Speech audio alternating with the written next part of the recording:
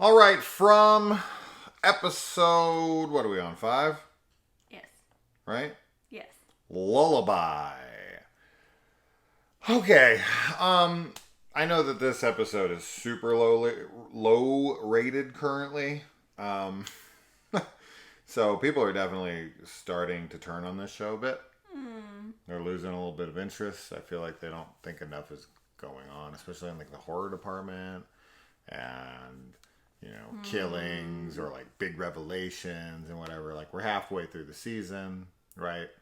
And it's I will say these last few episodes have definitely been a bit of a lull. There's character stuff going on. It's not like it's filler for sure.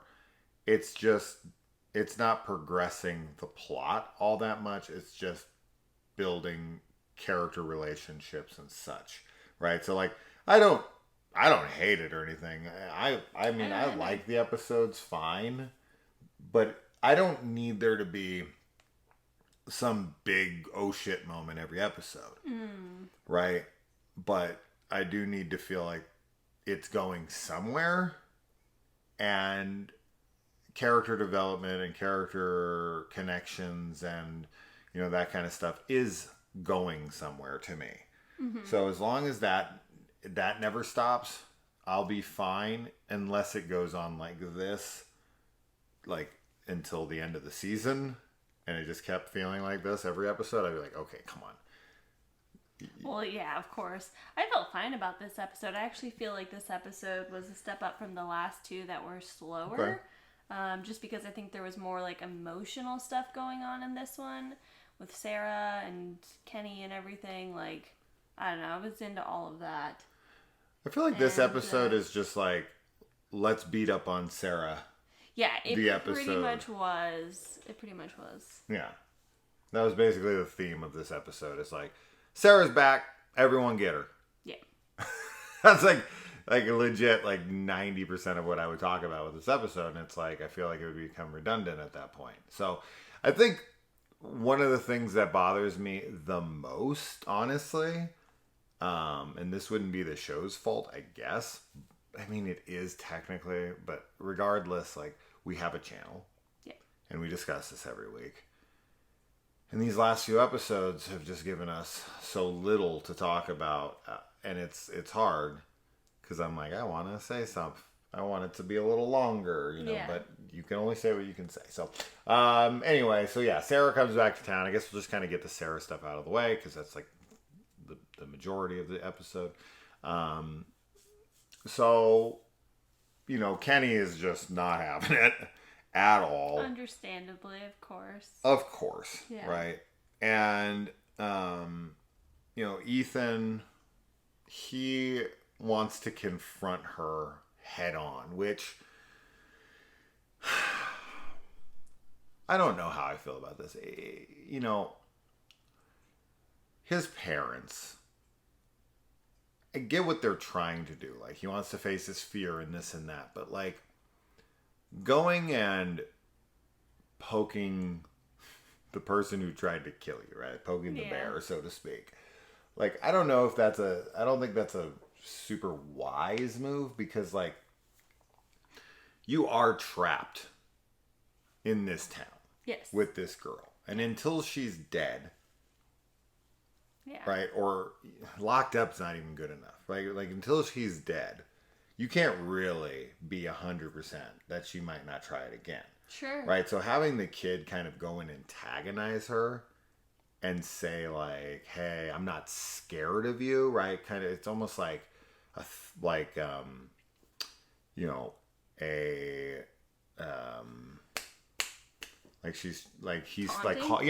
taunting her almost. Right? I mean, I see what you're saying, but I felt more like, I mean, I think Sarah, she knows what she's done can't be forgiven. Sure, but they don't know that. Well, she's still, what do you mean? They wouldn't know that. What I'm saying is, like, you don't take your kid to go talk shit to their potential killer when that killer's still out on the loose. Like, think about that. Oh, no, I agree right? with you on that. So what I'm saying is, like, yes, Sarah, we know because we've got the context of following Sarah around, and we definitely believe Sarah is reformed for now until who knows what happens, right? But at the moment, yes, I do believe she's sorry, and I do believe that she has no intention of doing anything bad. But there's no way anyone could know that outside of maybe Boyd, because he's the only one that's actually, like, hung out with her and talked to her at all. Yeah. You know, outside of Elgin, but that just happened, like, 2 seconds ago. But, like, taking your kid, like, imagine someone tried to kill your kid. Yeah. Right? And they still lived in your area. Would you take your kid to, like, go to their house and be like, I'm not afraid of you? I mean, no, I wouldn't. Right. But I do think, I mean, I like his explanation for, like, why he wants to, like, with the doctors and, like, totally letting get him leave it and stuff. And also, he's, like, a really mature kid for his age. But you're right, obviously, like, in another circumstance, that would be, like, totally irresponsible. It's just ill-advised. Yes. He just wants to get over his fear. Exactly. And he does, which is great. I don't feel like the way he says it, you know, I don't feel like the way Ethan's talking to her is like, taunting, though. No, not at all. But she could take it that way because she's a mentally unstable person. She could, but I don't think she does. No, I don't think she does I don't think either. she I'm does. just saying, you've always got to be the parent thinking ahead of things and being like, this isn't a good idea. This isn't going to do anything, right? Like, the kid might feel a little better and less scared. I don't know. Maybe. But you could also, like, what's worse? Or what's better? Or what's worse, right? Like, he goes over there and says something to her and she's like, oh, fuck it, I'm killing him. You know? Like, anyways, we talked about this way too long. I'm just saying, you made a good point. I feel like I wouldn't let my kid do it. I'd just go kill her. I'd just sneak out in the night and then take her body outside and be like, oh my god, look what they did to her. They cut her insides out and they cut her head off. I didn't know they did that. Yeah. After they beat it in with a baseball bat. So, anyway, sorry. I don't mean to talk over you there. It just seems ill-advised, but that's the route they went. That's fine. I don't, like, Julie and Ellis and, Fatima and all that, they're completely absent in this episode, right? There's nothing with them. Yeah. We get, like, 0. Yeah. So, you've got Kenny's mom. What's her name? I don't remember. I don't know either. Unfortunately. She goes in to get this stuff of her brother's because she wants this, like, ornament. She kind of has it out with her, like, don't come around here anymore. That stuff was definitely sad. Yes. Right? Yeah. And I feel bad for Sarah for sure. Like, Boyd kind of sees that, right? And Kenny was kind of seeing it to a degree until, of course, he found out his father was involved and it became personal for him. Yeah. But, like, you know, I do. I because it's the intention. She's in an impossible situation. She's scared out of her mind. And she gets conned into doing something terrible. But for her, the ends justify the means, right? It's like, if we stay, we all die. If I just kill these few people, we all leave, right? Like, she's just doing math, right? Yeah, and she's being manipulated into it, and she also has no proof that, she does anything and that they'll be released. No. So, I mean, like, yeah, I feel bad for her in the sense that I think she's manipulated by these creatures or whatever. I totally understand, like, Kenny's reaction and everybody's reaction. And, Boyd, like, I don't know. I think that, like we'd already said in the last episode, like, she should just get put in the box because she probably won't get killed. Probably not. And just go from there. Like, I feel like that's the best, like, route that they could take with her. Because at this rate, I do think she's possibly going to kill herself. Yeah. Or somebody's going to kill her. I could even see Kenny doing it. Sure. Because he's like very, very angry at her and kind of violent towards her. So I could totally see him killing her. But yeah. You think that there's going to be like, not like a full on, but like some bit of a romance, mostly on Elgin's side with Sarah? Yeah, I think they're definitely developing something there, which is interesting. I mean, you know, he doesn't have any context for what she did, and he doesn't understand all of that. He just knows that she killed, you know, her brother, but I'm assuming that he's piecing together that she's killed other people, you know. But yeah, there's definitely going to be some romance blossoming between them, or at the very least a friendship, for sure. I think he sees what's happening and obviously feels bad because, you know, she's being ostracized in a town where, like, you're already in a super vulnerable and dangerous place, and then to be pushed out on your own, I think he understands what that means. Yeah. I'd also like to point out real quick, just a little pat on the back and a big fuck you to the comments section.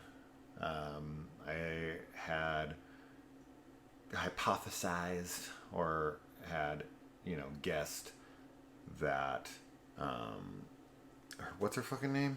Mary. Yeah. That Mary was in that drug cabinet for drugs. That she had some kind of addiction, and people were like, "Nah, why does people think that? Why this and that? And talking shit." She was exactly that. Yep. She's sneaking morphine. That cancer patient woman. Mm-hmm. She gave over her medicine to the doctors so that they could use it for something better, I guess, in her mind. She's trying to be helpful. And you've got Mary going and sneaking in and stealing it for herself. So I'm assuming she probably had a drug problem before. Yeah. Right, she got clean. Then her fiance went missing, or she thinks she left her or whatever, so she turned to the drugs again. And that would definitely explain why she's so mad at her. Right? Because, like, there's that victim mentality of addicts where it's like, look what you made me do. Yeah. Right? Like, if it wasn't for you, I wouldn't be using again. Like, you were just here the whole time. So, like, she wants to be mad at her for getting her back on drugs. I can pretty much almost guarantee it. Yeah. They have a really, like, dramatic tone change, oh my too. God, we were, like, what? so confused. We were like, did we miss an episode? Because they were fighting and, like, not really close and awkward in the last episode. And then this one, they, like, wake up in bed together. And they're very, like, happy, familiar. Yeah. And, I mean, my only explanation is just, like, you know, everything is super stressful in the beginning. But, of course, they're going to fall into their old habits because they're so comfortable with each other. But it was really weird. It just would have been nice to get the scene where they talked it out. Or even just, like, a scene where they do, like, one of them does something that's, like, sweet and the other is, like, reciprocating it, you know? Or, like, accepting it, like... Something like that. Like they're like trying to be mad, and then they kind of smile and they're like, "Hate you." Yeah, exactly. And then the like, next whatever. scene, that scene would have made sense. But like, yeah, just going from it looked like there's a rift that they're not getting it back together, that there's going to be this like really complicated love triangle, which I'm sure there still is going to be. Yeah. But it just felt like they were going to have a hard time mending their relationship. Yes. And literally, just we looked over at each other like, "What the fuck? How are they in? Why are they in bed together?" Like, so it seemed like, you know, business as usual. It felt like a very like happy couple. Yeah. She was like bringing her breakfast in bed, and they were smiling, and I was like, "The hell?" So weird. Such Super a weird shift. It's like a missing scene. Yeah. That we didn't get. From the last episode, so whatever the hell that was, super odd. Yeah. Tien Chen Lu is her name, the Kenny's mom. Okay. So there you go. But yeah, so Christy and Mary are back together. She gave her a haircut I didn't get a good enough look at her technique to critique it. Yeah. She was using like the shittiest pair of scissors ever, but I mean, that's all you they get what? have. Yeah, Exactly. I mean, beggars can't be choosers. Like, No. that's the kind of and shit. Some people do cut their hair with those garbage scissors that look like safety scissors for kids. Mm-hmm. Oh my goodness, I couldn't imagine. But she, of course, she gives her like this perfect, cute fringe. Yes. And like, these like really nice soft layers and that are curly and whatever the fuck you. So silly. I don't know where they got hair product. Yeah. But anyway, so we got Victor and Jade, and they get a little bit of something going here. Mm-hmm. Comes over and he has his violin. And he's like, "If you play for me, the Lullaby, that's what this episode is named after, then I'll give you some info." Mm-hmm. So he takes him up there, requests "Twinkle Twinkle Little Star" because his mom used to play it for him, made him feel not so scared. So he plays it for him, and then Victor kind of says a whole bunch of nothing. Like, pretty much, yeah. Yeah, like I looked over at Kelly and I talk. was like, "What did we get out of that?" I was like, I didn't take anything away from that. Like, I don't even. No, he's just tight-lipped about the whole thing still, which, I mean, if I was Jade, I would be just as frustrated, because it's like, dude, you're the only one who, like, has been here for so long, and, like, you have seen things and seen this pattern. Yeah. Like, you could help. What's frustrating is for an audience member, too. It's like, you did what you asked. Now let's talk about the guy in the picture. Sure. And let's get some more information. Let's get a flashback. Whatever. Like, we see cars, right, that he pushed up there. And then he says there's another field of more cars that were there before he even got there. So this place has been going on for a long time, because Victor's been there for like fucking 40 years. It would be, like, really weird if Victor ends up being, like, a scientist, like an undercover person that's, like, put in the experiment, if that is what's happening, to sway things or whatever. I mean, I guess it wouldn't be, I mean, I don't know. The flashbacks are lies?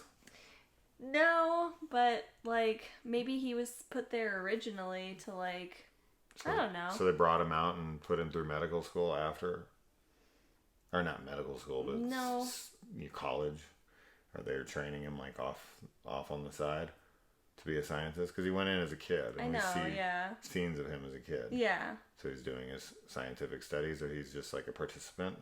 Yeah, I mean, I don't know. Things could have definitely changed, like, since he was a kid, obviously, but maybe things were more open about, like, what was actually happening, and so as he got older and, like, has been the one that's, like, stayed there and survived, maybe he's been, like, let in. I'm just saying things, like, it's not, I don't know. I know. I think that if you're going to go, I mean, I'm not going down that route. I think that's completely off, but I definitely think that, like, it is possible that, he's like the focus of the study currently because he's been there the longest. So like they keep kind of, keep the focus of the experiment on him. If that's even what the hell's going on here. Yeah. I mean, there's been a lot of attention on that idea right in here from characters that are like, well, don't you think that means something? And like, what if this is by design and plan? So we got characters suggesting this already. Yeah. Right? Mm-hmm. So, I don't know. But he definitely holds a significant part of the key to this. Right? Yeah. And then you've got Donna just being Donna. Mm-hmm. She's just as pessimistic as usual. She's very pessimistic. And she's just, yelling at Boyd and telling him to get fucked. And that's really it with her. I mean, we don't really gain anything more from her than we ever knew. She's mad. She thinks that she knows best. And she's always telling people what's what. And that's really that. I mean, there's nothing really said there. That's all that interesting. Boyd's trying to just get it across to her. Like, we built a friggin' radio array. And, like, people think that I should have all the fucking answers. Yeah. Right? And I don't. And now we're screwed. And everyone's going to be in disarray. You got Randall, who's like, in the bus, and he's just doing the tough guy act. You know, we thought that he was going to maybe knock the talisman off, but there's too much. He's got too much to do still. Yeah, I didn't think he was going to die then. No. Definitely you pointed out something interesting that, like, maybe they start to leave him alone because he's not afraid of them. Because he does seem not afraid. He seems, like, angry. Like they're feeding off of fear. Yeah. Yeah. Definitely I'm curious about, like, I mean, I guess the seat that he put on top of the bus is just, like, for him in the daytime. Yeah. I can't imagine he'll be up there spot. at night, but... No. Yeah. I thought he was setting a trap, because that's what I was wanting to see. I was wanting to see, like, them set a trap for one of these things and try to catch them and keep them till morning. Yeah. And see what happens to them. See if you could, like, interrogate them if they're down in, like, a little pit or something. See, you know, just kind of see what happens. Yeah. But I guess no one has thought or tried yet to capture one of these things. But man, I'd be all over that. I'd be digging, you know, big holes. I mean, you put a freaking, like, a Marine team out there. Sure. It would be really interesting to see what happens to them in the daytime. Yeah, in the morning, of course. See if they light on fire by the sun or something, like, probably just turn back into whatever it is they look like. Maybe those little creatures. So might be vulnerable, but they might could be. Be. They might be able to be able killed. To be killed. That's what I would assume. Is like they lose their invulnerability, you know, invincibility. Sorry, they become vulnerable. Yeah. So yeah, I mean, that's what I would think. Tilly, that's right. Tilly is the older woman who has the morphine. Yeah. Jim and Tabitha, I mean, mostly they just talk with their kid and you know, are screaming at Sarah. And then, of course, we got Tabitha with her ghosts again. Yes. It was an interesting scene because there's a ton of those kids. 4. That come out to her. Right. It seemed like there was more than 4. Is there more? I thought one, like, came from every side. But maybe there was more. It seemed like there was a lot, but yeah, maybe it was just 4. I don't know. That was definitely an interesting scene. They're all around her and, like, touching her and reaching out to her. What were they calling her? We couldn't figure out. I thought it was like Auntie. Yeah. Auntie was like a C or something. I was wondering if that was like a foreign word. Yeah. That we aren't familiar with, that we're going to find out later is something she's going to say to someone. I'm sure somebody's breaking down the video right now and it's like, that's a Dutch word for, you know, whatever the fuck. Yeah. Yeah, I mean, I feel like these ghosts, because one of the things she sees down in the caves behind the bars, like a prisoner, was one of those ghost kids. Yes, it was. Right? So, and they came and physically touched her. Yeah. Right? So they have some tangible, you know, solid mass to them, at least, you know, when they want to have it. Yeah. So I feel like they obviously want something from her. They want her to do something. Now, they're not, I mean, they could just use their words to be like, hey, we need you to do this fucking thing, right? Stop being so cryptic and saying the same phrase over and over again. But maybe that was, I don't fucking know. Maybe Auntie whoever's who killed them. I don't freaking know, obviously. They want her to, like, save them in some way, whether it's like finding their bodies and laying them to rest or freeing them from their prison or going here. You know, they're trying to lead her somewhere. Like, follow us, we'll show you the way out or something. Like, they're trying to communicate with her specifically. Yeah. And they want something from her. I feel like they're in need of help in some way or another. Like they're trapped. Yeah. I could see that for sure. I could definitely see them needing help because they're trapped and they can't like move on. Boyd has his little things under the skin. Yeah. He totally just doesn't care about the fact that there was a voice on the radio. he seems like totally urgent about that, even though I feel like that's such an important thing. That was so stupid to me. Yeah. That was so stupid to me. That made no sense. Like, he would care about that, but he's just like, I gotta go. I can't do this right now. Yeah, Jim comes over. This is like one of the frustrating things of the show for me, because I just don't find them to be all that realistic about, like, number one, we'd been saying before, like, when people won't believe certain things are happening, and you're like, bro, what more do you need to see? Sure.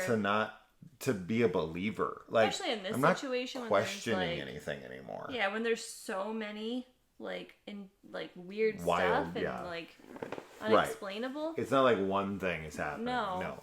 There's so many things that are unexplainable. The fact that anybody's like, I don't know, man, that sounds kind of crazy anymore is starting to get a little tiresome. Yeah. For sure. And the fact that they're not working together and communicating with one another when someone has massive news, this is huge. This might be the biggest news, that anyone has told Boyd, right? Or anybody, because Boyd, what he found is huge, and what Jim found is huge, and they do need to pool their collective information, and try to make heads or tails of it. Like, you've got to.